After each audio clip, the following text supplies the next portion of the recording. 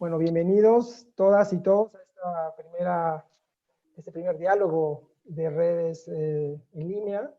Estamos, la verdad, que muy contentos de tener a una mesa de lujo, hablando de un tema del protagonista de estos días, un tema que nos involucra a todos y pues queremos también darle esa perspectiva de las implicaciones que tiene para la agenda de desarrollo global, bueno, nacional y global desde luego.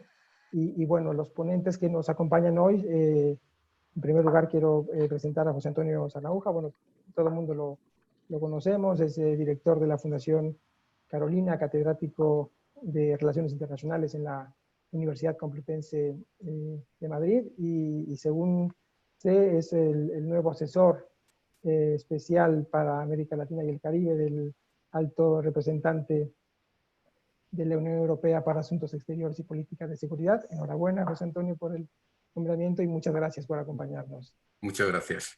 También está con nosotros Carmen Alcalá, que es especialista en asuntos internacionales, experta en ciencias sociales, es profesora de la Universidad Autónoma de Baja California y está en estos momentos viviendo en Tijuana, o sea que su punto de vista desde este punto transfronterizo, que es, como saben, la frontera más transitada del mundo, pues yo creo que va a ser también muy interesante escuchar su participación. Y finalmente, y no menos importante, Bernabé Maracalza, que es investigador del CONECYT en Argentina,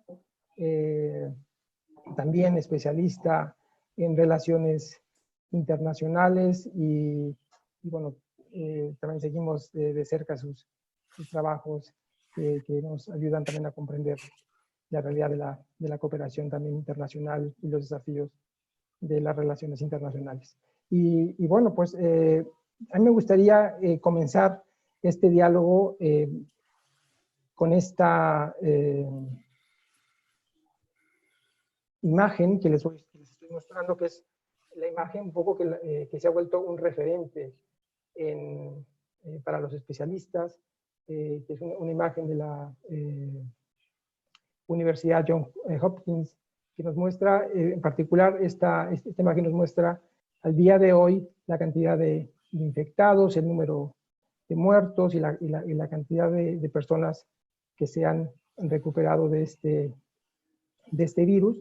Y tenemos también un poco la imagen cartográfica, ¿no?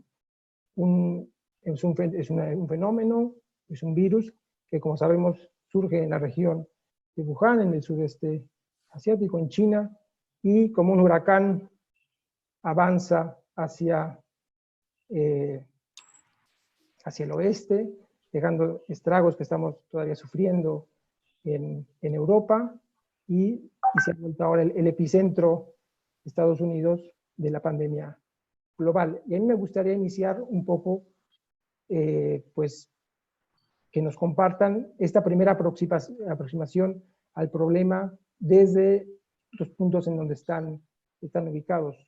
José Antonio está ubicado en España, un punto que ha sido muy sensible, Bernabé en Argentina, Carmen en México, y me gustaría empezar con José Antonio, que pudiera un poco darnos su primera aproximación al tema. Bueno, pues muchas gracias. La verdad es que es un placer poder participar en este webinar con unos colegas, digamos, tan reconocidos y compartir desde distintas... Esto es una experiencia, la verdad, muy novedosa, ¿no? Compartir reflexiones estando ubicados en lugares tan distantes, ¿no? Geográficamente, quizás no tanto desde el punto de vista de la cercanía personal, ¿no?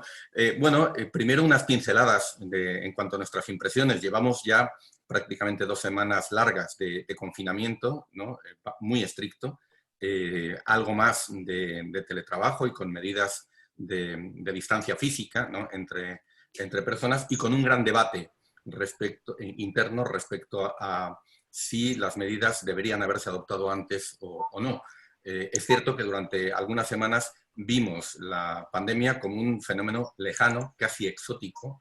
Incluso hubo además una actitud bastante crítica, no exenta de cierto paternalismo y de cierto, si se me permite llamarlo así, una actitud un tanto orientalista, ¿no?, hacia las particularidades de lo que estaba haciendo la República Popular China, interpretaciones incluso en términos de autoritarismo, ¿no?, de expresión autoritaria de las medidas de confinamiento, y un cierto descreimiento, ¿no? Bueno, esto es algo que no nos va a ocurrir a nosotros.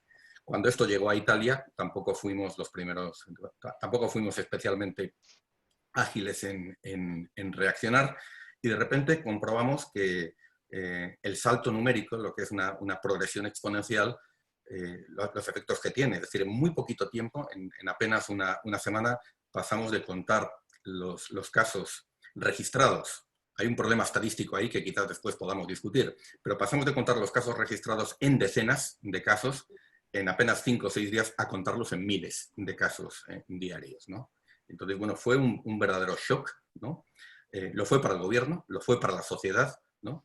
Y comprobar que en realidad nuestra experiencia no era tan distinta de la que estaba viviendo Italia, de la que había vivido China, y tuvimos que hacer un esfuerzo de comprensión respecto a las medidas drásticas que habían adoptado anteriormente ambos gobiernos. Asumir que esto también nos podía ocurrir a nosotros. Y yo quisiera ahí decir, si se me permite una brevísima reflexión para cerrar esta primera pregunta, señalar un hecho paradójico y que tiene que ver con la dimensión de la desigualdad, que me parece que es una dimensión central que tenemos que discutir en este webinar, pero también en términos más amplios, porque lo ha dicho Branko Milanovic en alguno de los artículos que ha publicado recientemente, y es que la pandemia, como pudo serlo también algunas de las pestes de la Edad Media, es un great leveler, es un gran nivelador, un gran igualador. Y esto está teniendo ya algunas consecuencias para el propio sistema de las relaciones internacionales. O sea, imágenes como la de la llegada de los aviones de la República Popular China o la llegada de los médicos cubanos a Italia hace apenas unas horas, ¿no? Están dándole la vuelta al sistema internacional de cooperación al desarrollo y mostrando que ante la pandemia de repente todos somos vulnerables, ¿no? Y que necesitamos una forma de pensar la cooperación internacional mucho más horizontal y mucho más simétrica, ¿no? Y que la resiliencia societal no es un problema solamente de los países más pobres o de los países en desarrollo, sino es algo que afecta también a nuestras propias sociedades. Pero donde radica la paradoja, ¿no?, en relación a la centralidad de la desigualdad, es que al mismo tiempo que, como dice Milanovic, una pandemia es un gran nivelador en términos sociales, en términos de las relaciones norte-sur, al mismo tiempo la desigualdad se está tornando mucho más lacerante, ¿no? Es decir, Hola. las desigualdades son tolerables hasta cierto ¿Cómo punto, andás? ¿no? ¿Sí? Sí, pero muy barato no me pareció, porque de una... Ya. Sí, parece que tenemos ahí alguna tertulia que se nos estaba introduciendo en el webinar. No, decía que la dimensión de la desigualdad ahora se torna mucho más lacerante. Y entonces, desigualdades que podían permanecer ocultas o que podían, digamos, formar parte de una cierta normalidad, ahora descubrimos que marcan la diferencia en términos del confinamiento. Hay quien puede confinarse en el domicilio y quien tiene que seguir yendo a trabajar porque vive al día.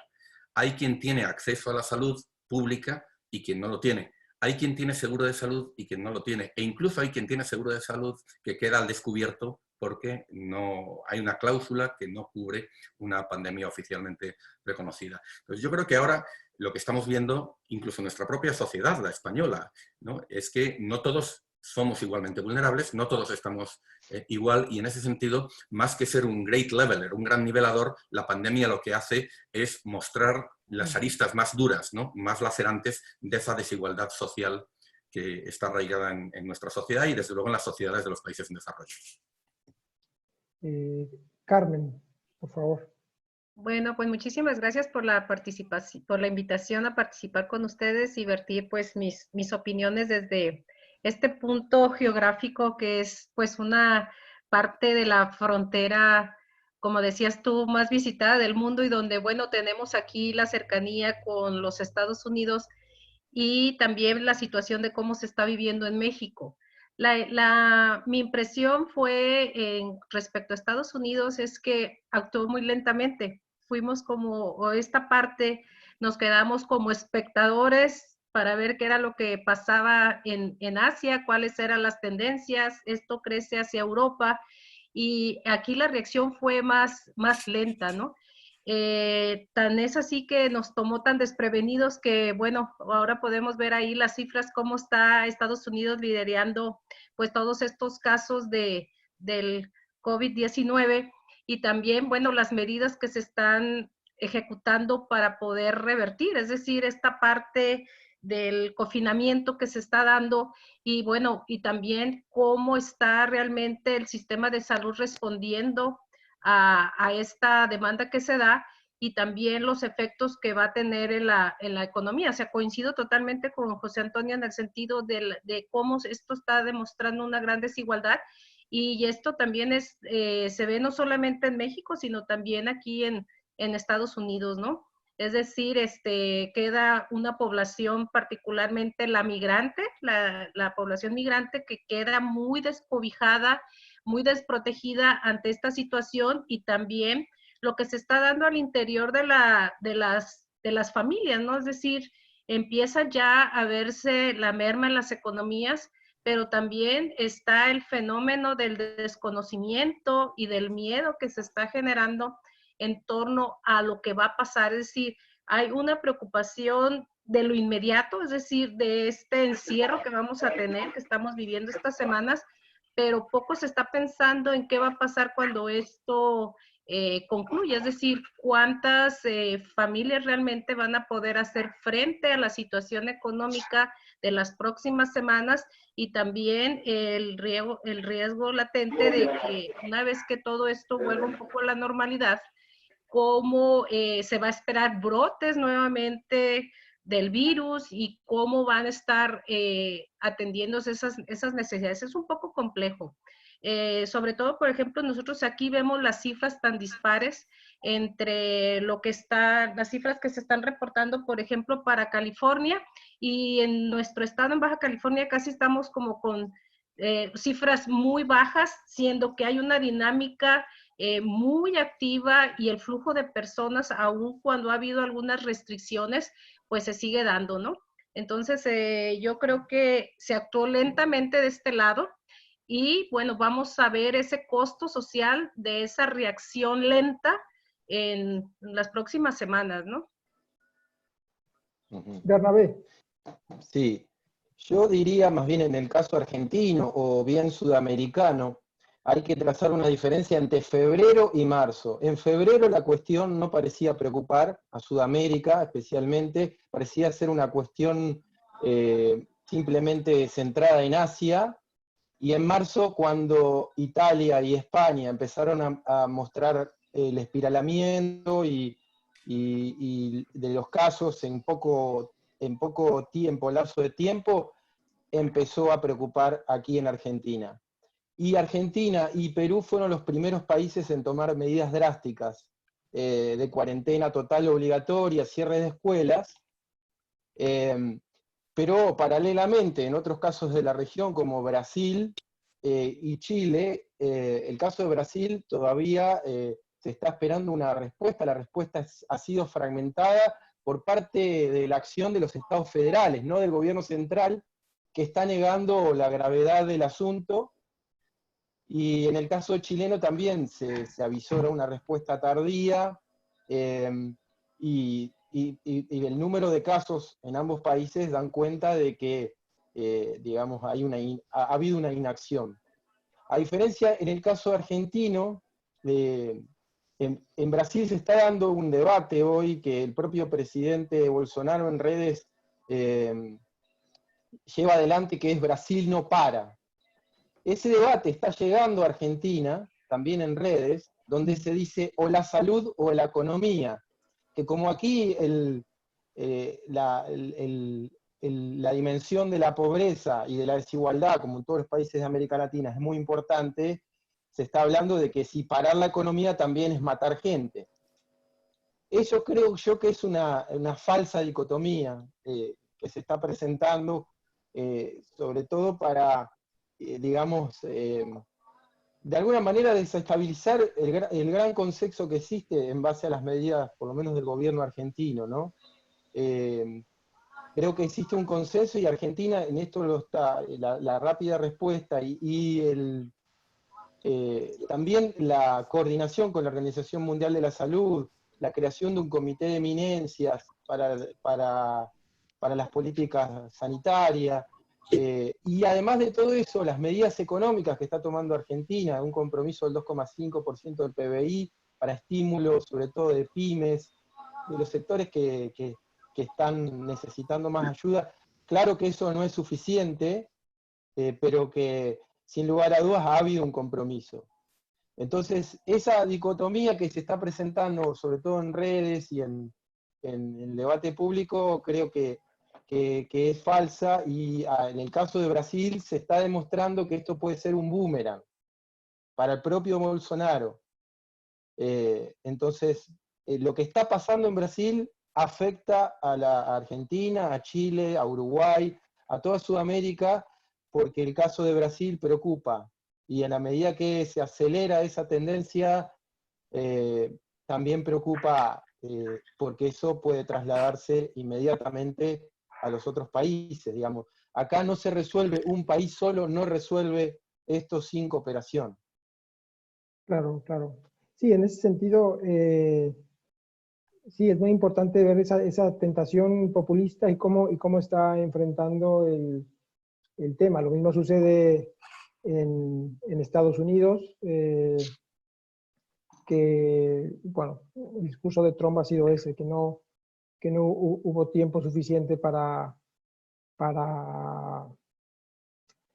conocer del tema, sabiendo que China desde enero había avisado que este virus tenía pues, todas los síntomas de convertirse en una pandemia global. Y como comentaba José Antonio, pues eso de que en Occidente lo vimos un poco muy de lejos, como en las noticias, es un fenómeno que no va a llegar, y finalmente ha llegado y con efectos catastróficos. Y esto nos lleva un poco también al tema de los retos de la agenda del desarrollo y de la cooperación internacional.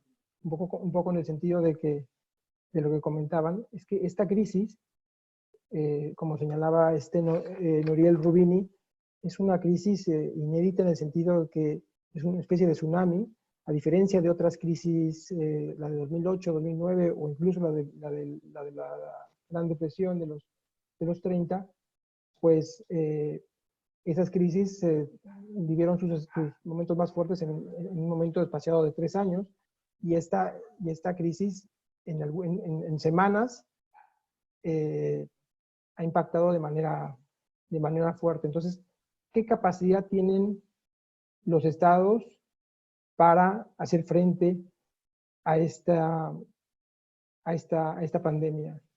Entendiendo también de que al interior hay muchas reticencias, sobre todo del sector empresarial, como se comenta, en algunos países no quieren parar. Y entonces, ¿cómo hacer frente? ¿Qué se requiere? Tenemos que llevar a una coordinación internacional para superar el problema, o qué mecanismos deberían existir para enfrentarla. Bueno, si me permitís, vamos a ver, yo creo que ahora gobernar en un país con COVID-19 es uno de los peores empleos del mundo, ¿no? Porque se plantean unos dilemas de política pública realmente endiablados, ¿no? Es decir, el dilema, vamos a ver, una aplicación muy estricta de las medidas de distancia social implica una paralización de la vida económica, ¿no?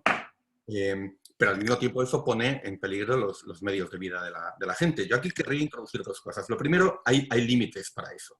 Hablo desde la experiencia de Madrid.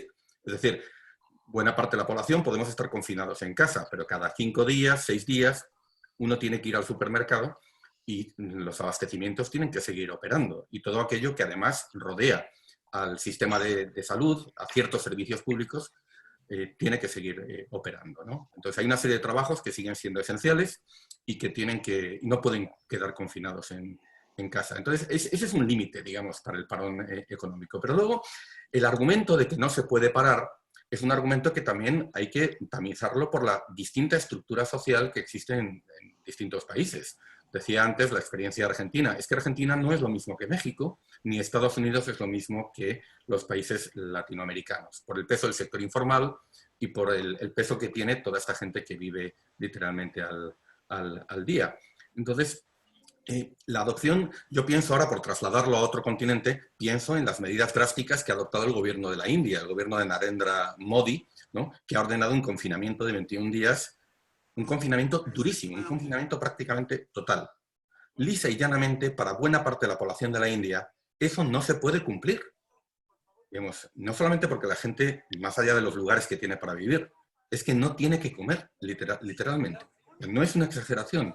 Claro, no es lo mismo para otros estratos sociales que tienen mejores condiciones. Esto hay que tenerlo en cuenta. Entonces, no se puede, digamos, plantear el mismo paquete de medidas en una sociedad que en otra. No quiero pensar en la situación de África, ¿no? Porque, digamos, nos enfrentamos también... Ese es un dilema de política inevitable. Y no es lo mismo, quiero decir, cuando Trump está planteando que no debe parar la economía, o cuando el subgobernador, el vicegobernador del estado de Texas dice abiertamente que hay que sacrificar a los abuelos, ¿no? Para que la economía no se resienta, no es el mismo planteamiento que el que puede tener López Obrador cuando en un momento dado, digamos, dice, bueno, vamos a ver, es que hay todo un conjunto de la población que no puede directamente confinarse, ¿no? Es que si no sale a trabajar ese día no tiene ingresos, no hay capacidad de resistencia para esa gente cuyos medios de vida están ligados al sector informal. Esto hay que tenerlo en cuenta. Por lo tanto, el confinamiento no se puede plantear como política si no hay algún tipo de apoyo a la economía popular o algún tipo de mecanismo de extensión de una renta básica, programas, quiero imaginar un programa tipo Bolsa Familia de alcance nacional que llegará a mucha gente. Y esto no es fácil de hacer, ni desde el punto de vista técnico, ni desde el punto de vista de políticas, por definición, porque estamos hablando del sector informal en muchos casos. Primera cuestión. Pero incluso en países que tienen una estructura social y de gobierno, como es el caso de la Argentina, yo te lanzaría una pregunta, Bernabé. ¿Cuánto puede aguantar la Argentina ese tipo de medidas, económicamente? Y con esto quiero llevar la discusión a otro sacarlo del plano estrictamente nacional.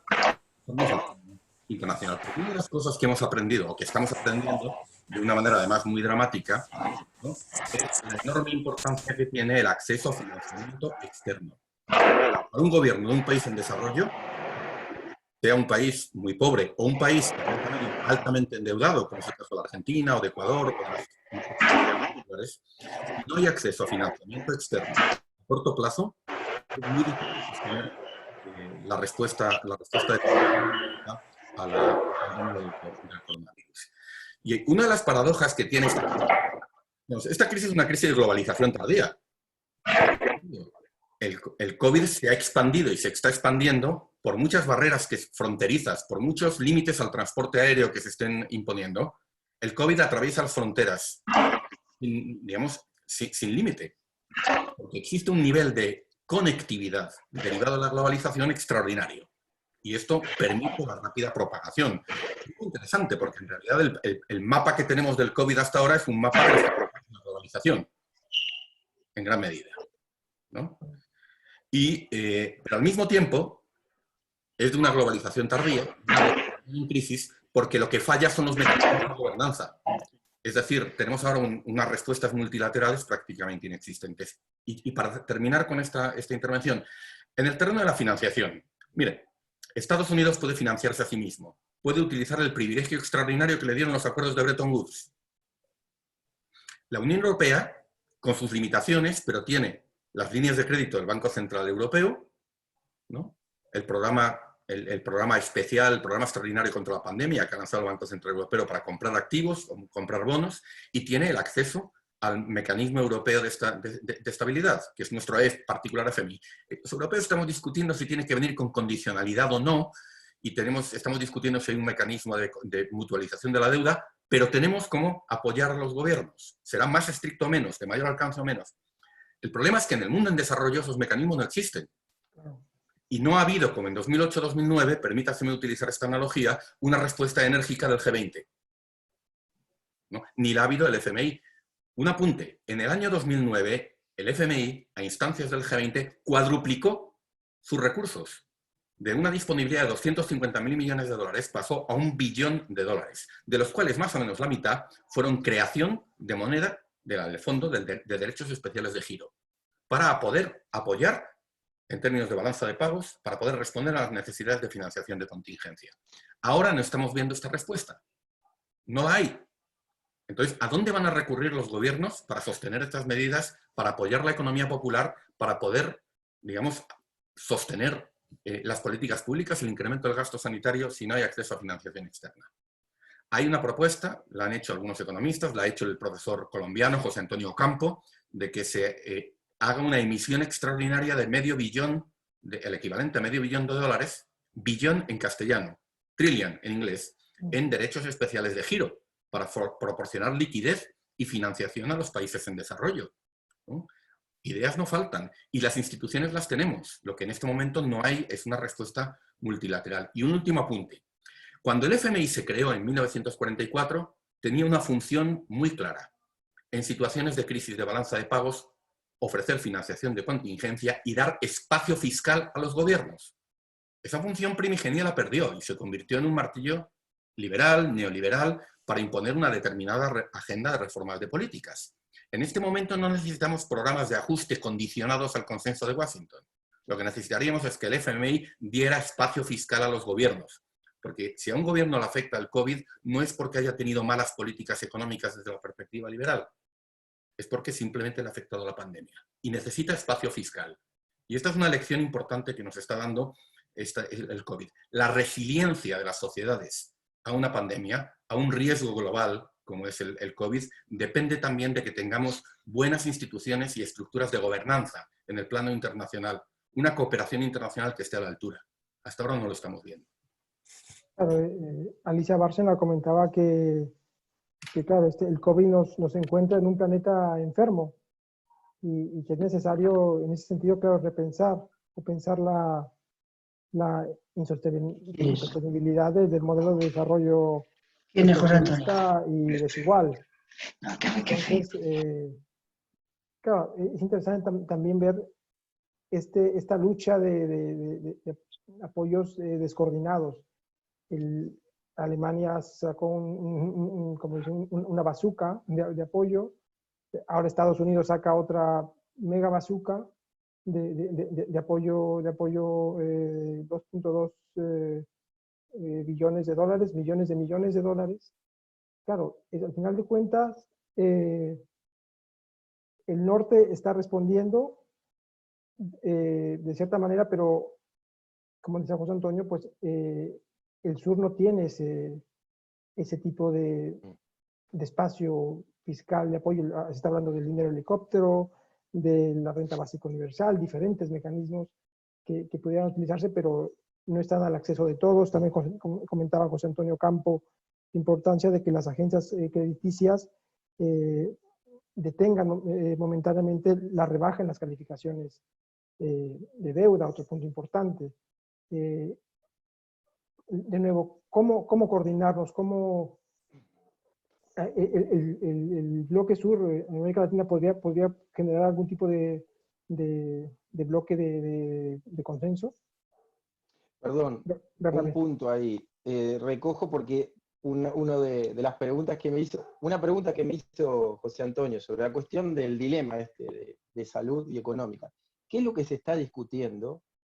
Porque ya acá estamos hablando, como en Europa también, en la estrategia de salida de esto. Hoy leí un artículo muy bueno de Josep Borrell, que está planteando que tiene que ser una estrategia de salida coordinada. Yo digo falaz dicotomía, porque en este momento no es esa dicotomía, no existe. O sea, no hay otra chance que evitar el colapso del sistema sanitario, por lo menos en el transcurso de los próximos 20 o 30 días. O sea, no hay otra alternativa. ¿Qué pasa? Obviamente que el colapso del sistema sanitario puede ser mayor en donde está la concentración poblacional, en capital, en este caso Argentina y provincia de Buenos Aires. O sea, el tema demográfico y el tema de la informalidad de la economía importa muchísimo. De hecho, esta pandemia, que también es una pandemia económica, se ha propagado a partir de esto, de grandes concentraciones urbanas, o sea, nos está replanteando el modo de cómo están nuestras urbes pensadas. Tenemos que replantear la demografía, tenemos que replantear también la cuestión ambiental, porque el calentamiento global también afecta a esto, a la propagación de virus.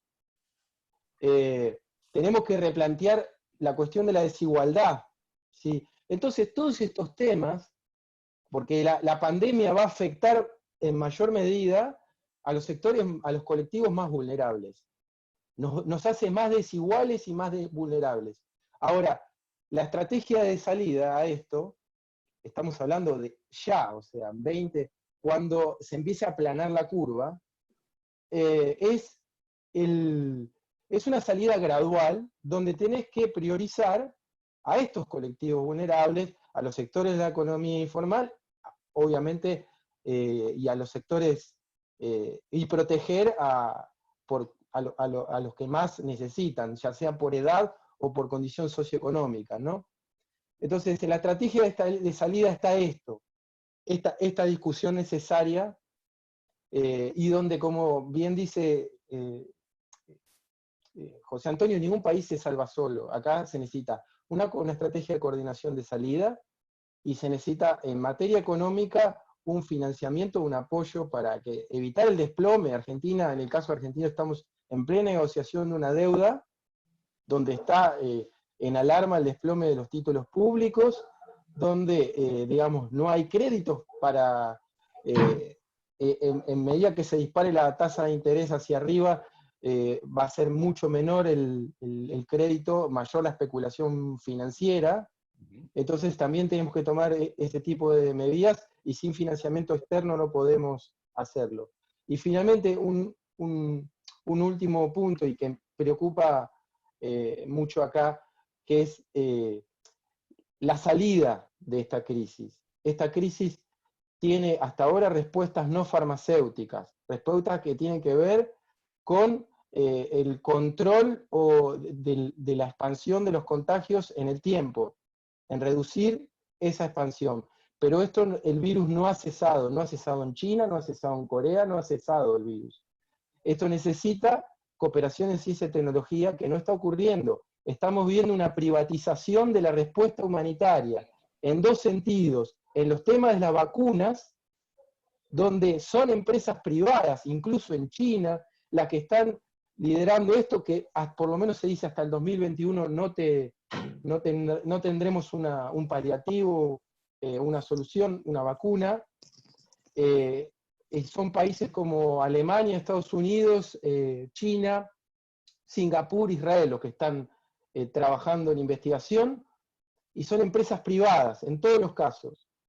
Y no tenemos una coordinación planteada para, en caso de que haya una vacuna, se tenga que distribuir. Y tiene que ser esto parejo. Y esto va a tener una ganancia para esas empresas privadas, y si los estados no toman cartas en el asunto, esto no tiene solución, no tiene salida. Y por otra parte, la respuesta humanitaria también está privatizada. La respuesta humanitaria que está haciendo China está liderada por las empresas digitales. La de Estados Unidos también, el propio financiamiento de la Organización Mundial de la Salud es de la Fundación Bill Gates en 80%. Estamos hablando de una privatización y fragmentación de la respuesta humanitaria que es muy preocupante. ¿En qué lugar está la Cruz Roja Internacional en todo esto? Es nulo. La Organización Mundial de la Salud hace lo que puede con este financiamiento y esta agenda que colocan los donantes de la filantropía y privados. Todo esto, además de todo esto, que el telón de fondo es la disputa entre Estados Unidos y China, que también llega acá. Y esto después lo dejo para más adelante. Sí, yo quisiera entrar ahí directamente a ese punto, pero Carmen quería también comentar. Sí, nada más, yo considero que estamos realmente ante una disyuntiva actual entre dejar morir personas o dejar morir la economía. Esto nos coloca a replantearnos soluciones urgentes, o sea, si bien han dicho, pues no se han tomado las medidas adecuadas, sí se requieren soluciones en lo que llegan las vacunas, en lo que llega una serie de ayudas a todas estas economías que son o países más vulnerables, ¿no? Por ejemplo, en el caso de México, y planteabas un poquito acerca del papel del Estado. Pues aquí se pueden visualizar dos cosas. Uno, cómo es nuestra estructura realmente de salud. En el caso de México tenemos muchísimos rezagos en nuestras estructuras de salud y en el acceso a la salud pública. Y también, por otro lado, la capacidad del Estado en realmente poder mantener a las personas en sus casas. La economía formal en México es altísima y mucha gente necesita estar en la calle para poder traer el sustento a sus familias y eso hace muy complicado.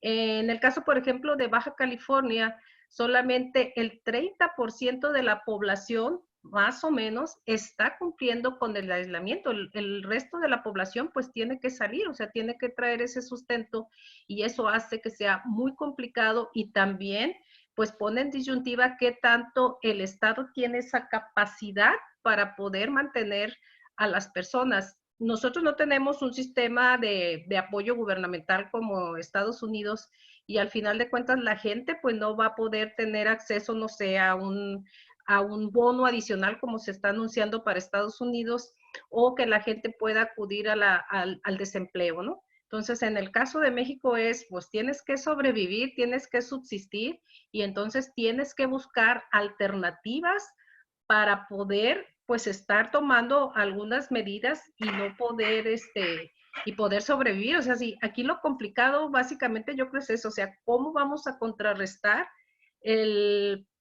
abatir los índices de mortalidad vía virus, pero también cómo podemos compensar esa pérdida de la economía para podernos mantener en nuestras casas? Por ahí ya planteaba Paul Romer, el Premio Nobel de Economía, él hace un pronunciamiento acerca de la necesidad urgente de empezar a textear a toda la gente, es decir, hacer esas pruebas y poder hacer confinamientos, digamos, discrecionales en términos de la gente que pudiera estar presentando el virus y poder abatir los contagios masivos, o sea, ser más selectivos. Incluso él habla de un costo de oportunidad. El hacer eso saldría mucho más económico que seguir manteniendo a la gente en sus hogares. ¿Y qué va a pasar en 2 o 3 semanas cuando todo vuelva a la normalidad? Pues, o sea, ¿cómo va a venir esos brotes del virus y cómo vamos a poder enfrentar esa situación a futuro? O sea, lo que nadie está pensando en términos de qué es lo que va a pasar en 2 o 3 semanas cuando todo tienda a volver a la normalidad, ¿no? Relativa. Claro, en un escenario muy positivo, ¿no? Puede ser que todavía se alargue un poco también en la imagen que ahora les adjunto, es esa idea de la recuperación con medidas y sin medidas, ¿no? Entonces, pero bueno, yo quisiera llevar ahora el debate un poco también a lo que comentaba ya Bernabé, el tema de la gobernanza global que necesitamos. Estamos ahora este virus nos sitúa en una confrontación de lleno entre China y Estados Unidos, esa bipolaridad, en donde China saldrá pronto, bueno, saldrá mucho antes que los demás de esta crisis y tendrá posiblemente mayor margen de operación para utilizar su soft power, ¿no? Y claro, y seguir también económicamente fijando su posición como primera economía a nivel global, ¿no? Entonces, ¿en dónde estamos en también ha escrito mucho José Antonio en el tema de los trilemas de la gobernanza? Estamos en este trilema de la gobernanza de las relaciones internacionales, en donde estamos entrando a una nueva fase de ruptura del sistema internacional. Bueno, muy rápidamente. si se me permite un poquito de autobombo, en el último número de Foreign Affairs Latinoamérica, con el profesor Jorge Heine, hemos tenido un diálogo, una conversación sobre la reconfiguración del sistema internacional, y justamente mi artículo lo que hace es cuestionar la narrativa que existía antes de esta crisis, ¿no? Y ahora parece haberse reforzado, de que el sistema internacional se caracteriza por una suerte de bipolaridad en ascenso, ¿no? Creo que el propio concepto de polaridad es un concepto equívoco, es un concepto que confunde más que aclara, y más bien yo lo que he propuesto es una interpretación del sistema internacional que creo que con el COVID-19 pues se acelera, que es de una crisis de globalización, ¿no? Es decir, en la que existen todavía interconexiones muy, muy profundas, una elevada conectividad y por lo tanto riesgos globales, ¿no? A los que no se puede responder desde las capacidades estatales, pero al mismo tiempo tenemos una gobernanza, una estructura de gobernanza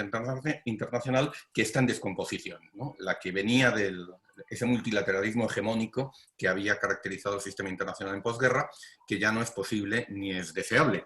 Y de hecho lo que tenemos es, por una parte, un país, China, ¿no? Parte de los BRICS, que como también se dijo en su momento, ni puede ni quiere crear una alternativa de orden internacional, al orden internacional liberal que está en descomposición, y por otra parte tenemos a los Estados Unidos y a otros países avanzados en manos de fuerzas nacionalistas, en algunos casos de ultraderecha, que se retiran a sus cuarteles de invierno, se retiran a posiciones ultranacionalistas y se desentienden o incluso desmantelan esa estructura de gobernanza. Por lo tanto, se destruye la existente sin que pueda surgir una alternativa. Entonces, ¿qué es lo que tenemos? Pues lo que tenemos pues, es, digamos, esa imagen que tanto nos choca a los países avanzados, ¿no? De la diplomacia de mascarilla, ¿no? De China, ¿no? De los aviones chinos, que nos coloca, en cierta forma, es una imagen de espejo. No es distinta a la de los aviones de los países ricos occidentales enviando ayuda humanitaria, como han hecho durante toda la historia, y ahora pues la recibimos a la inversa, y esto evidentemente nos choca y rompe con nuestra arrogancia, nuestro paternalismo y nuestra idea de superioridad en el sistema internacional. Pero yo creo que vamos a analizarla con un poco más de frialdad. Lo que China está otorgando no es muy distinto a lo que Occidente ha otorgado cuando ha habido ayuda humanitaria por medio. Son peanuts, es algo que tiene un bajísimo coste económico, que sin embargo ofrece muchos réditos de imagen, ¿no? Que en parte responde a una estrategia de China para tratar de lavar su imagen respecto a lo que fueron sus errores de partida, respecto a lo que sospechamos que China ha hecho también con la pandemia, que es ocultar cifras, ofrecer datos sesgados. Mi grado de confianza sobre las cifras de China, por mucho que las haya reportado a la OMS, es muy bajo, tengo que decirlo con toda franqueza. Creo que son cifras de víctimas y de afectados que no se sostienen, ¿no? Después de lo que hemos visto. Y por otra parte, esa ayuda de China yo creo que va a tener un efecto boomerang. Es decir, lo que hemos visto en estos días son también donaciones de material o ventas de material de muy baja calidad que hemos tenido que devolver. No solamente ha sido el caso de España con los test, también en Irán. En Holanda ha tenido que devolver de cientos de miles de mascarillas porque no respondían a los estándares mínimos.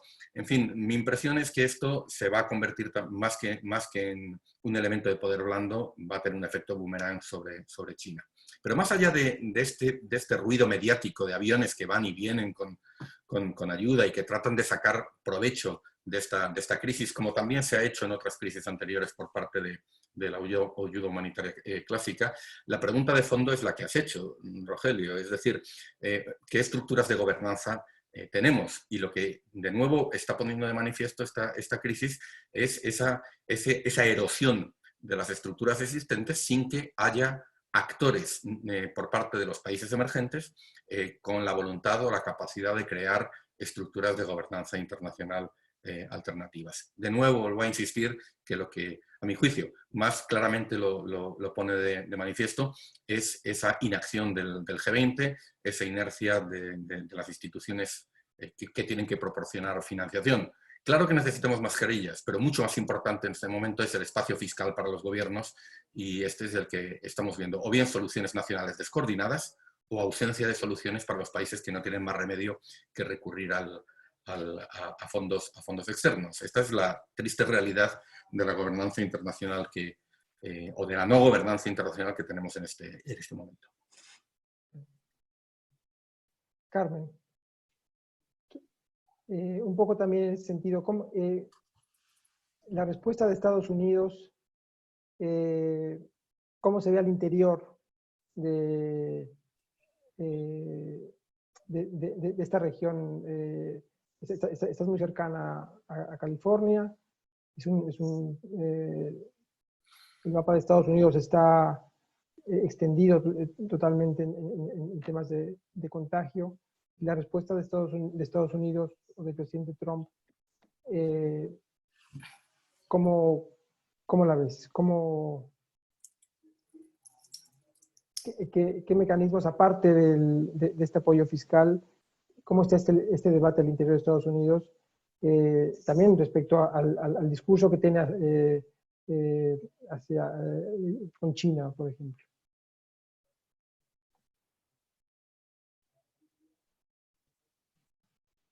Bueno, pues yo creo que también aquí tenemos que hablar acerca de la cuestión de la gobernanza y de una participación más activa de los actores políticos y sociales en la toma de decisiones.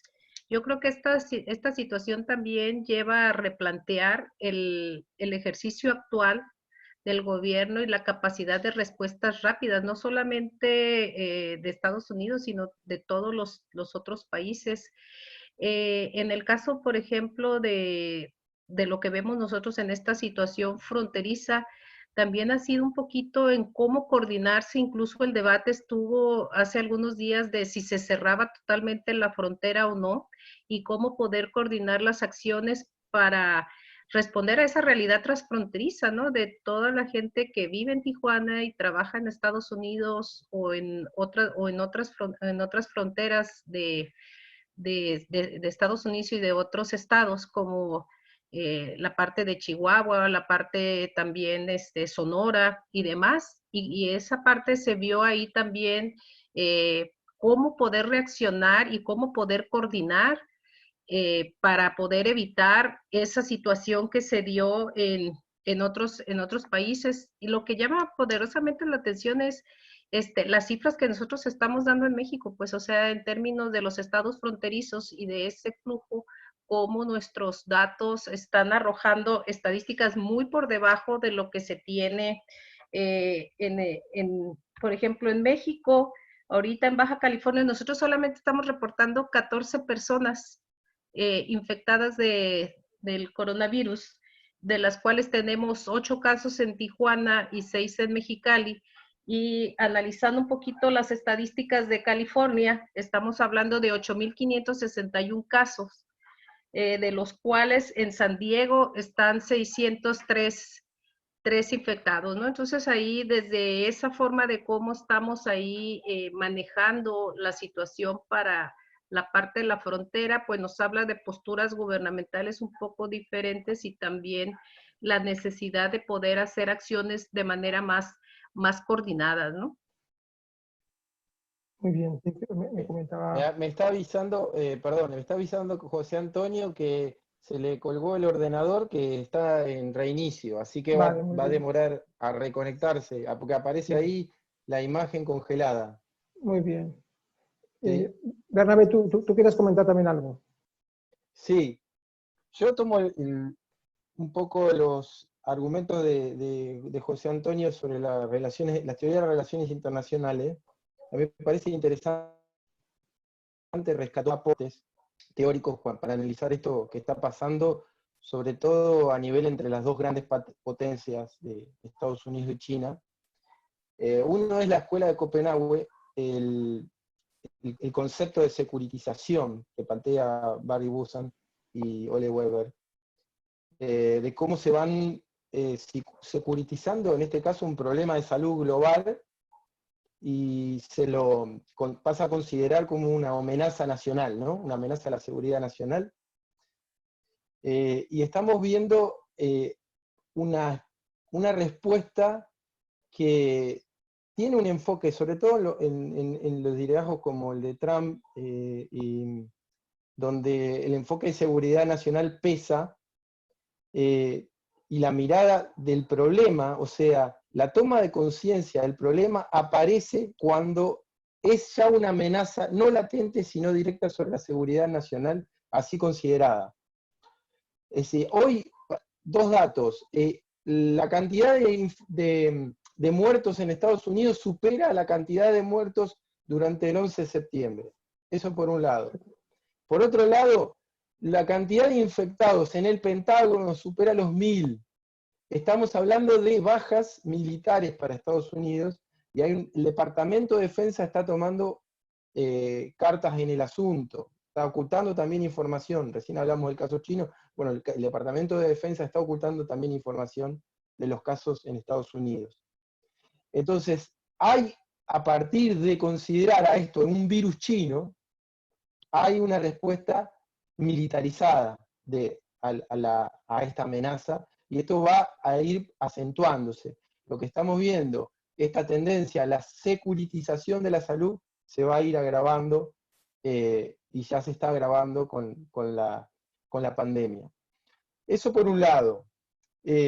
Por otro lado, hay que tener en cuenta que las pandemias no son un problema que emerge, digamos. Ya hemos tenido otras pandemias, no con la rapidez de propagación de esta y la escala que ha tenido esta, pero ya hemos tenido otras pandemias, y es posible, no es posible, es altamente probable que tengamos en el futuro otras pandemias más. Si es que sobrevive la humanidad, lo voy a hacer así de apocalíptico, pero no sabemos la dimensión definitiva de esto. Entonces, ¿qué quiero decir? No nos asustemos, perdón, pero para agregar un poco de optimismo, es que la salida no puede ser militar. La salida no puede ser militar, porque si esta propagación del virus tiene causas no militares, la respuesta tiene que ser no militar en ese sentido. No ver esto como un problema de seguridad nacional, sino como una de la parte negativa o la cara oscura de la globalización. Y por lo tanto requiere respuesta multilateral.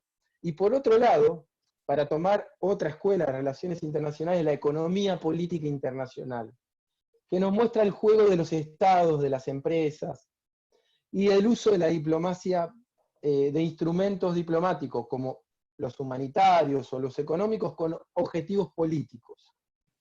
Esto es lo que estamos viendo del lado chino y del lado estadounidense. Dirían dos puntos: la diplomacia del barbijo. Hoy esto lo que está acelerando es la tendencia a la retracción de los Estados Unidos, donde la incertidumbre de la economía de febrero China pasó a la incertidumbre de la economía de Estados Unidos. Mientras China se recupera, hoy, antes de la pandemia, China producía la mitad de las mascarillas o barbijos del mundo. Hoy esa producción se incrementó 12 veces. Las produce empresas públicas y privadas, y la distribuyen empresas y Estado. Eso por un lado. También están los kits de test y también los respiradores artificiales. O sea, en esta disputa donde Estados Unidos está quedándose atrás también. Estados Unidos, hoy estamos hablando de un compromiso de ayuda humanitaria que se mantiene 200 millones, principalmente en Medio Oriente y África, mientras que la ayuda humanitaria de las empresas chinas, Tencent y Alibaba, supera los 400 millones. Esto al momento, ¿no? Entonces, estamos viendo Estado, empresas en un paquete, y a esto hay que agregar el tema de la vacuna, que como recién decía, son empresas privadas las que están trabajando en ciencia y tecnología, en la investigación y la producción, pero van a ser los estados, y acá viene la cuestión principal, los que tengan que coordinar esa distribución y los que tengan que garantizar el acceso universal a eso. Hoy, en el sistema de Naciones Unidas, en el sistema multilateral, no encontramos respuestas reformistas que garanticen acceso universal y distribución global de los paliativos, de las vacunas, que pongan solución a este problema de salud global. Sí, de momento un poco lo que nos ha dejado de balance esta pandemia son más oscuros que claros. Tenemos el tema, entramos a un problema, a un problema de pandemia con desigualdades globales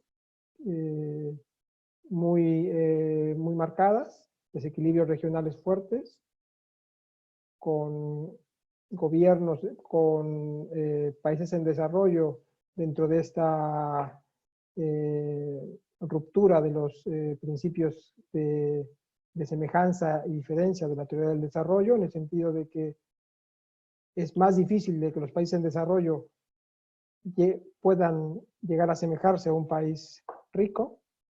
Eso ya, si de por sí era difícil, esta pandemia, el balance deja claro que va a ser aún más difícil que los países menos ricos puedan rápidamente acceder a etapas rápidas de desarrollo. Y nos lleva también a que este entorno de confrontación de la desigualdad, en un entorno de complejidad paradójica del mundo contemporáneo, pues nos lleva a esta bipolaridad de las relaciones internacionales, donde está esta disputa entre China y Estados Unidos por la supremacía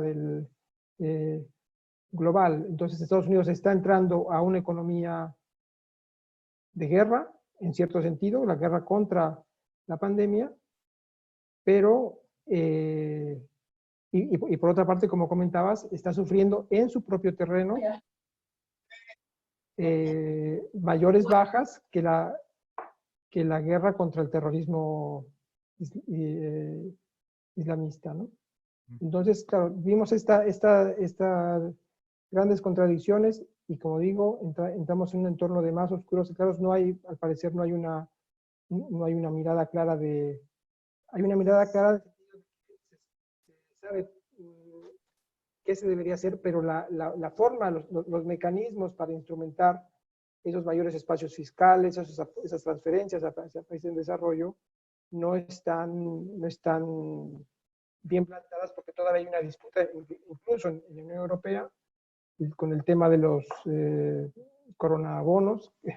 Todavía no hay un apoyo, sobre todo de Alemania y de Holanda, hacia la periferia europea. Y por otra parte también, un poco en el sentido de que comentaba Carmen, claro, el tema de los motores de ingreso de los países en desarrollo, pues están colapsados. El tema del turismo, el tema de la inversión extranjera directa, el tema de las remesas. De momento todo eso está colapsado y eventualmente va a llevar a una restricción fiscal fuerte en los países en desarrollo. Entonces, por eso se habla también un poco o se pudiera llegar a hablar de que la agenda esta 2030 pues está prácticamente, no sé si muerta. Ojalá pudiera estar también José Antonio ya pronto conectado para tener esta reflexión. No sé cómo, bueno, poniendo estas ideas un poco finales, ¿qué opinión tienen al respecto? Mira, yo me gustaría puntualizar en tres puntos. Ya un poquito a modo de cierre, hace una recomposición realmente de los sistemas políticos y del accionar de los tomadores de decisiones públicas. Esto nos replantea en términos también de voltear a ver los sistemas de salud y la capacidad que tienen estos de respuesta ante emergencias como la que estamos viviendo con la pandemia. Y otro punto y elemento central, yo creo que tiene que ver con los sistemas educativos. O sea, también no tocamos muy a fondo la cuestión de cómo las personas han estado tomando esta situación de la pandemia, y lo hablo particularmente en el caso de México, ¿no? Donde a través de las redes sociales muchas veces la gente no tiene la capacidad de convertir esa información en conocimientos que realmente les sean útil y que les puedan salvar vidas. Es decir, empezamos un poco como a cuestión de juego, y lo veíamos, ¿no? En las redes sociales, en los memes y en las distintas aplicaciones que se tienen, donde la gente pues se lo toma como un resguardo a, bueno, voy a estar en mi casa, pero en realidad, ¿qué estamos haciendo para educarlos? ¿Cómo estamos realmente el factor, en el caso de México, el factor ignorancia y el factor miedo, que juegan un papel también importante, y que esto tiene que ver mucho con la cuestión y los modelos educativos? La parte de las tecnologías de información, o sea, cómo podemos hacer un uso más eficiente de las tecnologías para poder mantenernos informados, y también que estas al final de cuentas realmente puedan estar al servicio de las sociedades, o sea, que nos tienen interconectados globalmente, pero también cómo podemos obtener toda esa información. Aquí yo creo que esta situación nos debe de llevar a pensar o a reflexionar lo que hablaban en términos de la gobernanza y de las cuestiones de las relaciones que se dan entre países, y también en cómo podemos mejorar, incluso desde los organismos internacionales, la parte de estos sistemas educativos. Yo creo que la cuestión de la educación es medular y es fundamental. Incluso se observa en la parte, por ejemplo, la comunidad hispana aquí en California, también, o sea, se la tomaron un poco como a juego en un principio, y ya incluso todavía puedes observar gente pues que no está tomando las medidas necesarias, y esto cómo los llevó a cuestión de pánico, o sea, vaciaron los stands de las tiendas, toda la parte de latas, etcétera, o artículos de primera necesidad, en una cuestión incluso pues un poco hasta desinformada, ¿no?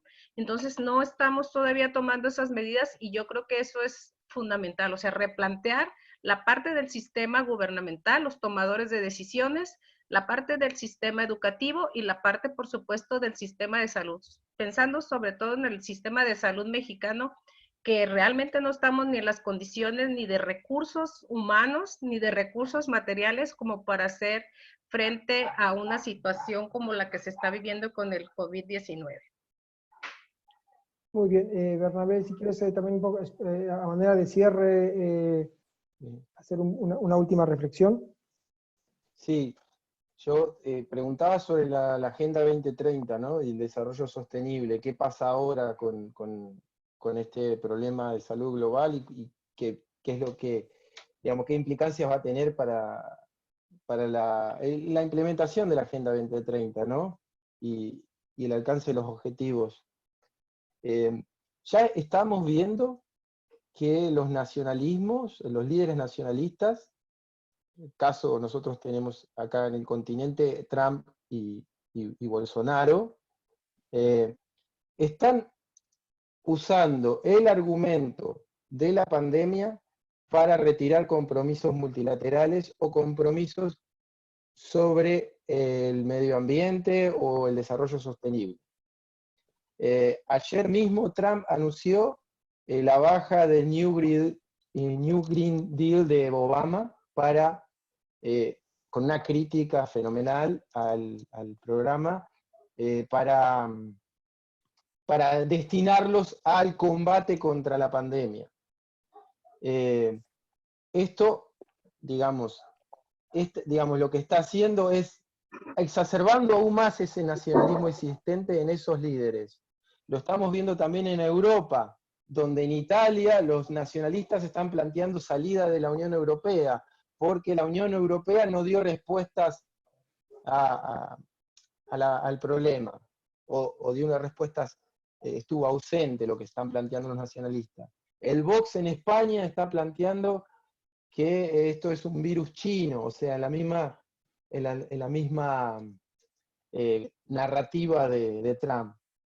O sea, están los nacionalistas buscando, o tendrán, digamos, en sus argumentos estas excusas de la lucha contra el virus, de la lucha o guerra, como así la llaman, contra el virus, para evitar mayores compromisos multilaterales. Eso por un lado, o sea, que vemos que las tendencias que se ven o se manifiestan son preocupantes en ese sentido.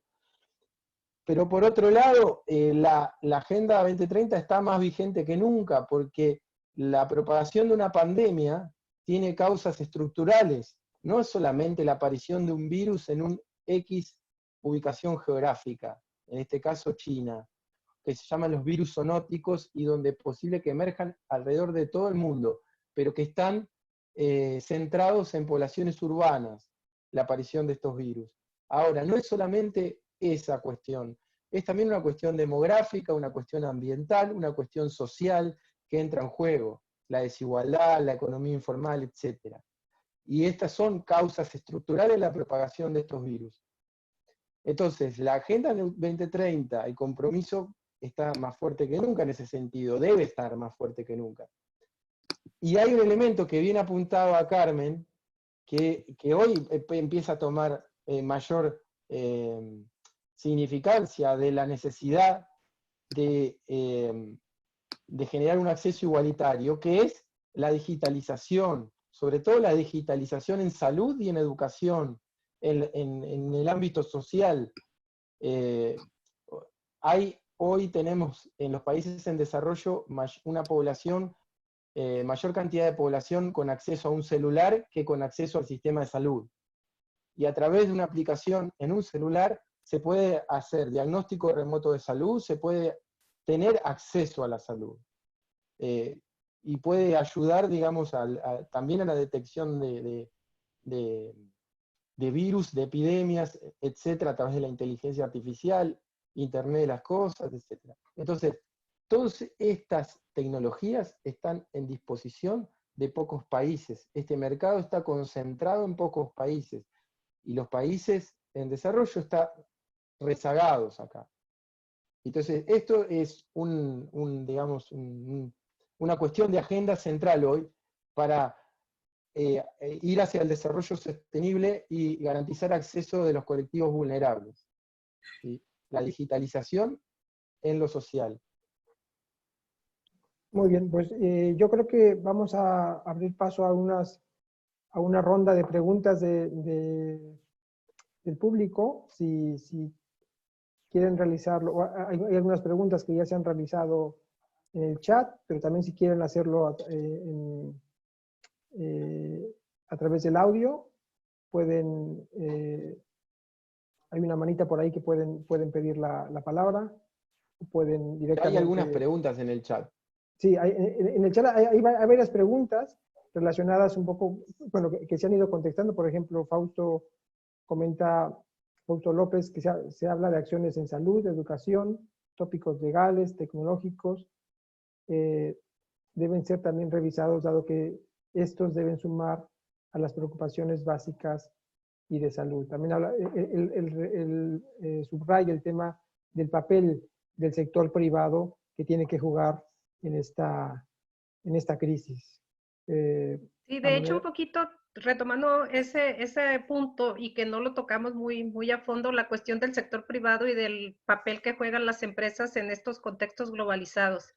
Creo que nos enfocamos mucho a la industria farmacéutica, bueno, porque pues esperamos de ella una respuesta al coronavirus a través de las vacunas, pero también yo creo que hay otras empresas que tienen una responsabilidad social muy importante en términos de uno de los apoyos que puedan otorgar a las sociedades en sus entornos, pero también en el papel que juegan para atribuir a la cuestión esta de la mejora de los sistemas tanto de salud, educativos o los sistemas tecnológicos, ¿no? Algo de lo que comentaba ahí Bernabé sobre el acceso para toda la población y el cómo poder, a empresas, por ejemplo, en el caso mexicano de Telmex, ¿no? O sea, cómo puede brindar una mayor participación a la ciudadanía y poner al alcance de todos, pues esas tecnologías de la información que en un mediano y largo plazo, bueno, también pueden revertir en aras de una mejor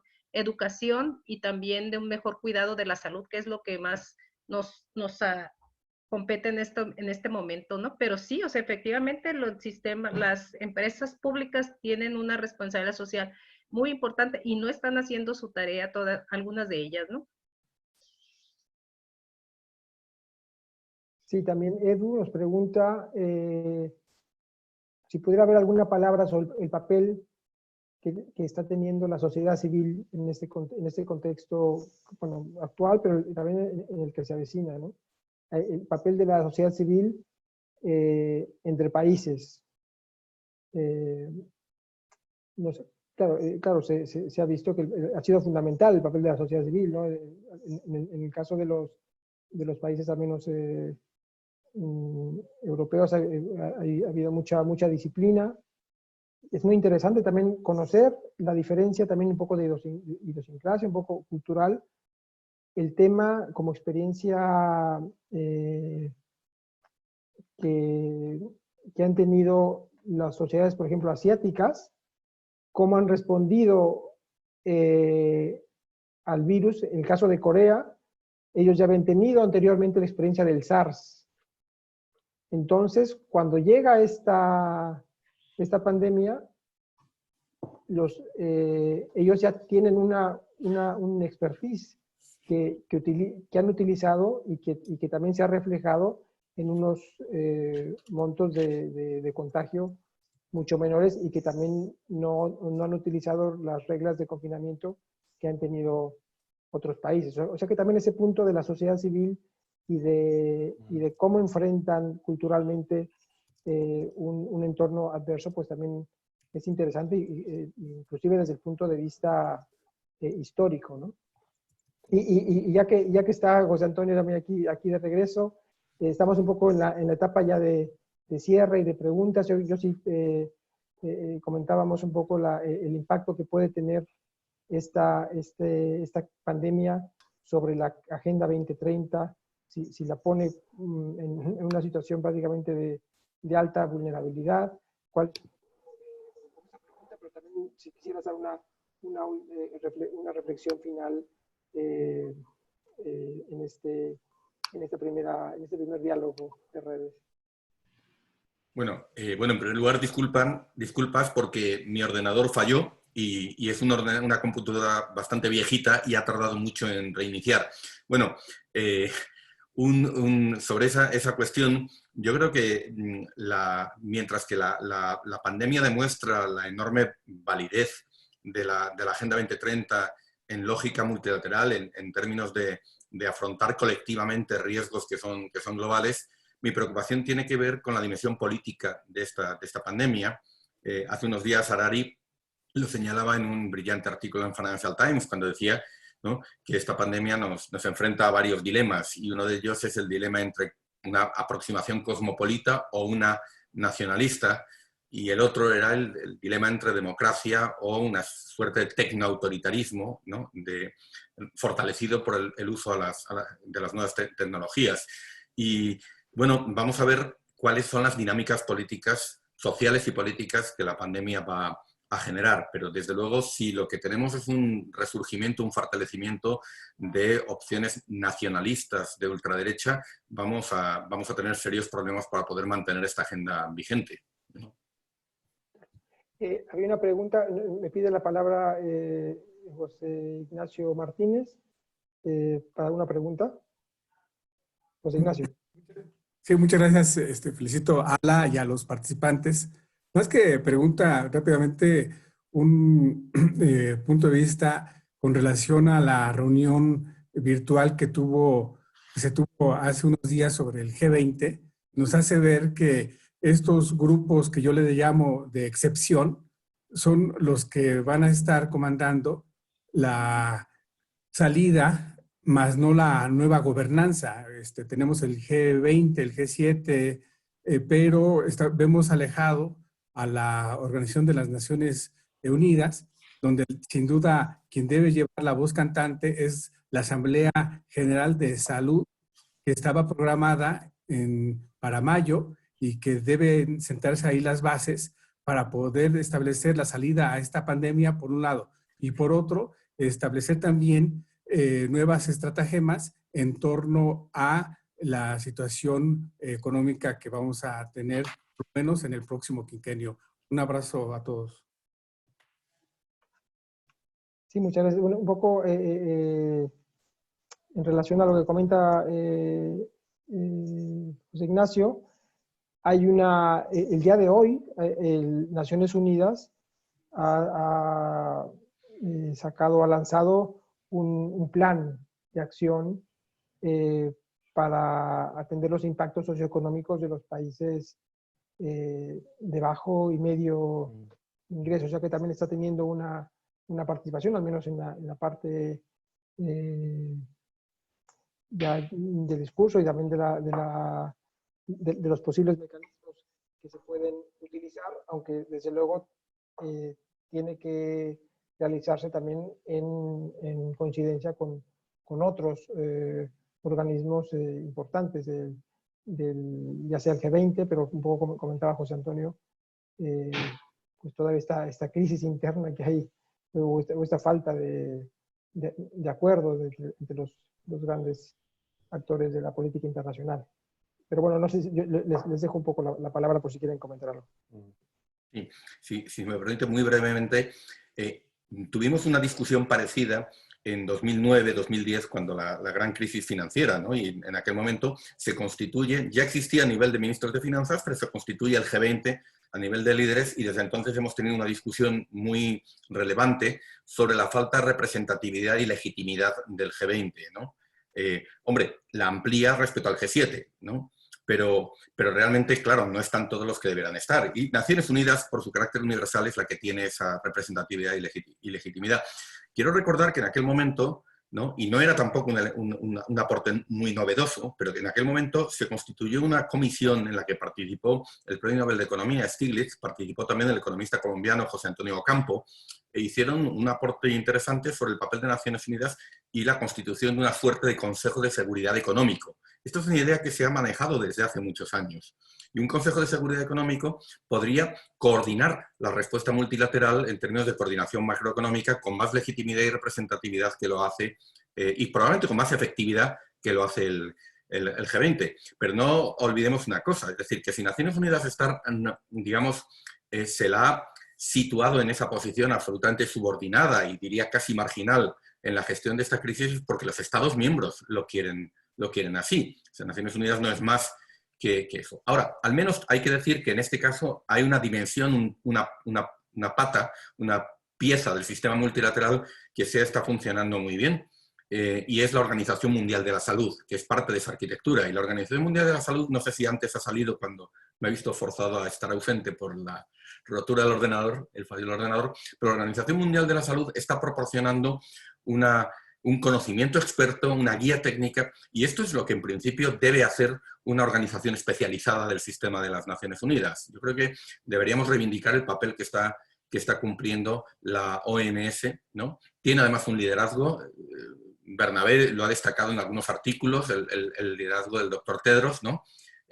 Y está dando esa guía de conocimiento experto, de respuesta terapéutica, de respuesta preventiva, de contención a los gobiernos. Vale, pues yo creo que, bueno, vamos a ir cerrando. Yo creo que no va a ser el último ejercicio que hagamos en redes de debate. Estamos todavía en un momento muy, muy intenso. Faltan muchas cosas todavía por venir, entonces es importante que sigamos discutiendo. Yo agradezco mucho a la mesa, a los oyentes, a la gente que nos acompaña. Muchas gracias por el interés, y también de parte de redes, pues decir que eso, que estamos en un momento muy importante, como decía el libro de Albert Camus, de la importancia de la solidaridad y de que la gente que nos escucha, saber que tal vez estamos confinados, pero estamos también participando. Queremos hacerles saber que estamos cerca de ustedes, que tenemos al menos en redes, esta posibilidad de establecer este tipo de cooperación, al menos en la parte de discusión, de debate y de diálogo, y esperemos que no sea el último, y que pronto otra vez estemos viéndonos, aunque sea a través de este medio virtual. Y muchas gracias a todos. Gracias. Hasta pronto. Muchas gracias a Cuídense. todas y a todos y especialmente a la audiencia que nos ha acompañado. Gracias.